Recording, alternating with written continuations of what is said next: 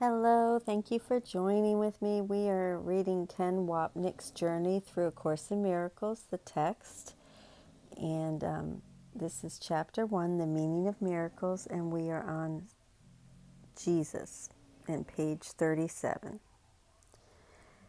To repeat, Helen knew nothing of this at the time of the Course's scribing.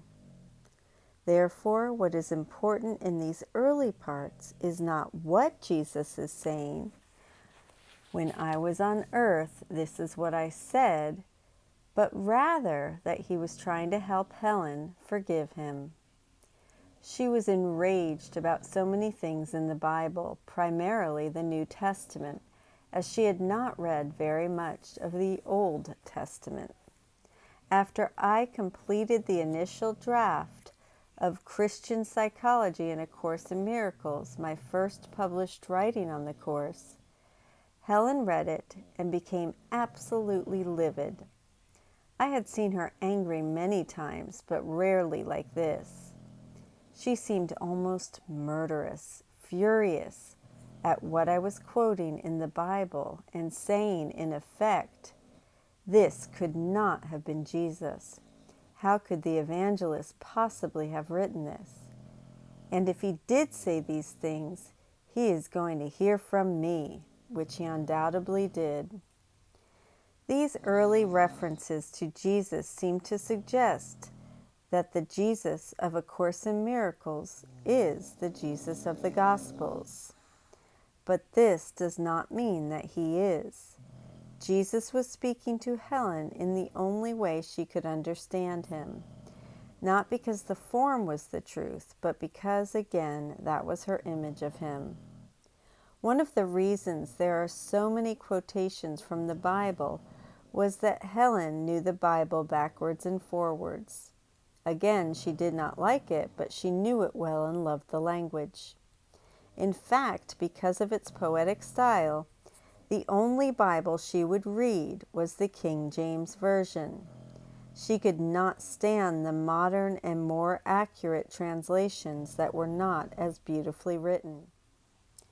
I mention this because we are going to look at passages where Jesus quotes himself from the Bible. Once more, this should not be taken to mean he actually said those words, but simply it was what Helen believed he said. To return to the Course itself, in the Miracle Principles, Jesus basically tells us not to do anything until we ask him first, e.g., I inspire all miracles. And the aforementioned, a miracle is a correction introduced into false thinking by me. His point is that since our problem is having acted on our own with the ego, we should give him a chance to correct our mistake. He discusses this as well in the section that follows the principles. 2, 3, 7 through 9. An elder brother is entitled to respect for his greater experience and obedience for his greater wisdom. He is also entitled to love because he is a brother, and to devotion if he is devoted. It is only my devotion that entitles me to yours. Jesus is telling us, of course you should choose me as your teacher because I am devoted to nothing but the love of God. Why would you want to choose your ego that is dedicated to hatred, pain, guilt, and misery?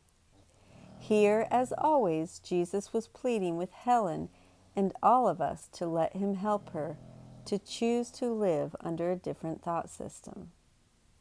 This is another reading, 2, 3, 10 through 13. There is nothing about me that you cannot attain. I have nothing that does not come from God. The difference between us now is that I have nothing else.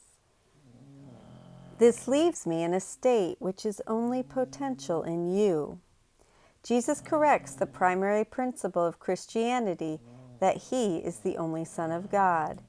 He says clearly here that he is not. We all are. While different from us within the illusion, because he has no ego, Jesus is no different from us in eternity. In the dream of separation, he is the thought of atonement. And when he says later in the section, I am the atonement, He means that He is the atonement principle.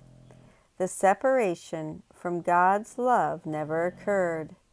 The only difference between you and me, He tells us, is that I have chosen against the ego and now can help you make the same choice for yourself.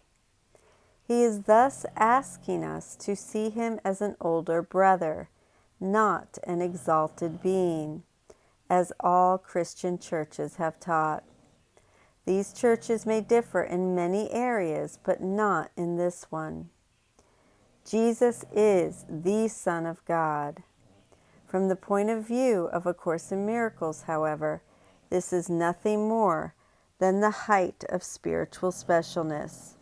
For how can God see differences when none exist?